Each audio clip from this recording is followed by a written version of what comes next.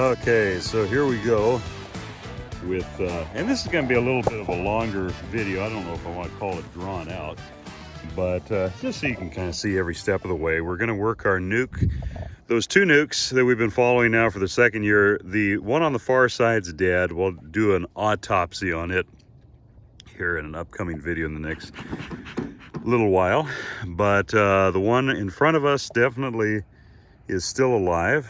And so I've got some pollen sub here, going to throw on top of them, as well as a box with some feed. Right up front, I want to make mention that it's going to be 60 degrees tomorrow in our area. So if you need to do any type of additional feeding, check up on your bees. Tomorrow, Sunday, is going to be a perfect day for it. This one here is a small colony that we accidentally brought back with us from California. We thought it was a dead out, but there's probably about 2-3 frames worth of bees. What I'm going to do with that one, and this is the great part about beekeeping, is experimenting with stuff like this.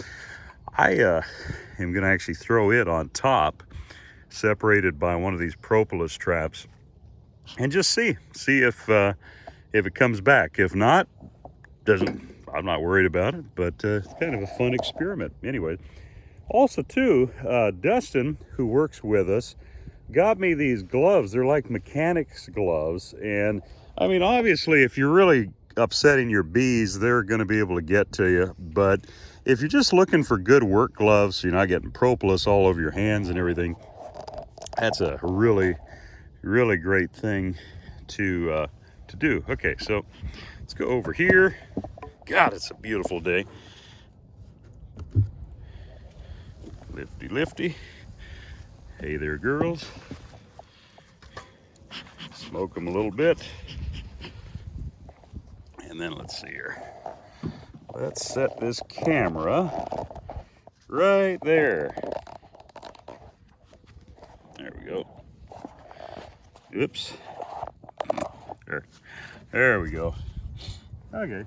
So, smoke these girls.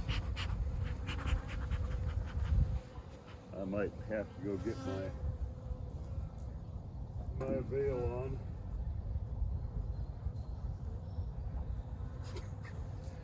More or less just laziness that doesn't have me putting them on, but I probably should here. Oh, hang on, let me stop the vid. Well, I'm going to put this stuff down here first, and then we'll go on. I mean, you can't blame them for being a bit moody.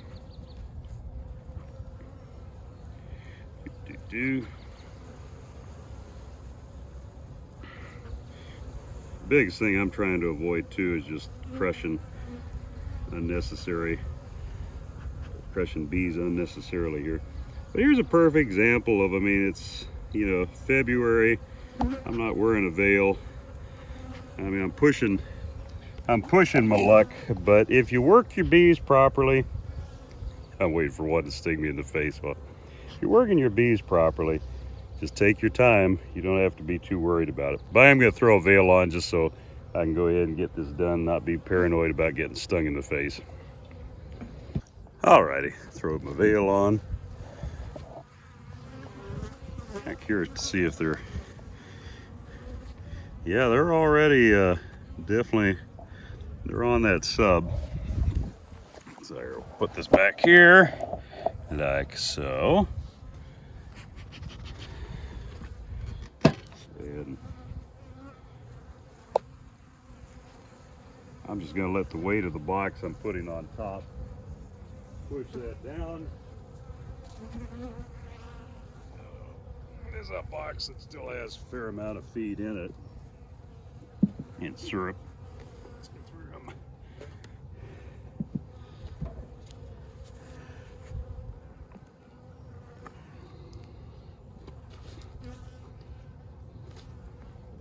And what we're going to try and do is just let them build up, start brooding up. I'm sure that if we dug into there, we'd have at least a frame or two of capped brood already beginning. So now what I'm going to do here, adjust the camo raw, is I'm going to put a propolis collector doohickey. You know, the other thing, you could use a queen excluder, but I'm just going to do this just to separate the two colonies. The propolis collector is obviously going to seal it better from the queens getting to each other.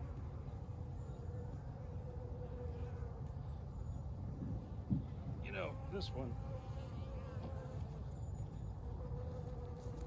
this colony, I am just, and this is, like I said, this is the fun of beekeeping. I mean, we've got our commercial operation, you know, where everything's systemized, and here's just a little colony where everything's systemized, and, you know, everything's, you know, working to be as efficient as possible. But then it's just fun to have some hives that you just play with, and that's exactly what I'm doing here. I'm just experimenting. If it fails miserably, big deal. But so anyway, so what we have here is these 3 boxes. I think they're probably, well, you know what? Let's crack here. Let's crack this box and see. Kind of curious if they're in between the how big the cluster is. Okay. Oh, there's a good looking colony. Okay, so we've got our colony that's probably about in here. It's a decent sized cluster. Then we put our 3rd box on that's got additional feed. We got our pollen sub, and then we got our experiment here on top, which is just this little colony, which I'm gonna dig into here real quickly and see what is going on. And here's another trick. I don't care how much protective clothing you're wearing when you're working your bees. You want to avoid getting them worked up unnecessarily. So, I mean, even though these bees at this point have to work pretty hard to get me stung, I still don't want to cause them the stress of working them up. And so that's where I'm still using a fair amount of smoke and just watching their behavior. This is a stressful and a very vulnerable time of the year for them, obviously. Okay, so let's see here. Got a little brood area. I don't know. I personally okay, hang on. Let me follow my own advice. A little trick here. Okay, they've got eggs. A little trick, if you're having a hard time seeing into the comb, I don't know if you can see some of those eggs there. Let me move some of these bees out of the way. Some brood. Get the sun to your back so the sun can shine right into the cells. It's easier to see that way. The biggest issue that I see here with these girls is stores. They're definitely running low on stores, but they've got a nice little brood area here. They're trying real hard to come back. You've got eggs, which I need a 3rd hand there to move those bees out of the way. Anyways, we've got eggs. I mean, like I said, this is this little experiment. We'll just leave them be. So here's another trick too. If you got your main colony and you're checking them and they're feeling a bit light, you can remove a frame or 2 just so that you're getting to the, like I'd say in this one here. So the last frame the bees are on is this one on the on the right side here of this frame. There's bees, and then there's really nothing on this side. So if there's no brood here, and we can check real quick and see if there is. No, they've just actually, looks like they actually got some nectar that they brought in, which may have been from when they were in California. I don't know. Anyway, if there's no brood here, you can get yourself a nice frame of capped feed from maybe a dead out or whatever, and just put it right in here. Just make sure you're not separating any of their brood, because it's not a good idea to do that to begin with, but especially when we're still in the winter here. That's brood. So I don't know, you know, I wouldn't be surprised if they're able to come back. We'll see. Time will tell. So here's some capped feed that they're not on, and so I'm going to move that in a bit closer. So they're on this one, they're active, and they've got fresh nectar. So I'm just going to flip this frame around just so this capped feed is closer to them. And then I'm going to close them up and not bother them anymore. So here's some more capped feed. Put that here on the far edge.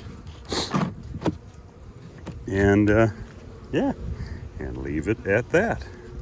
Obviously too, you know, I'm because these are isolated from the bottom, I want to make sure they have their own entrance. Usually I've got some 1/4 inch holes here that they're on the front face of the hive, like here, but there's nothing on here, so I'm just going to throw this old lid on which definitely has a unplanned entrance on it, because it's an old lid, and it's a crappy lid. So there you have it. We'll see experiment and see what goes on with it. Take this lid back to storage, and that's it. I mean, I like one thing Michael Palmer reiterates all the time: it's not the box the bees are in, it's what's in the box. And that is so true. Yeah, and we'll go ahead and do a what you can call it, yeah, when something's dead and you're analyzing it, one of those things on this hive here soon. We'll catch you later.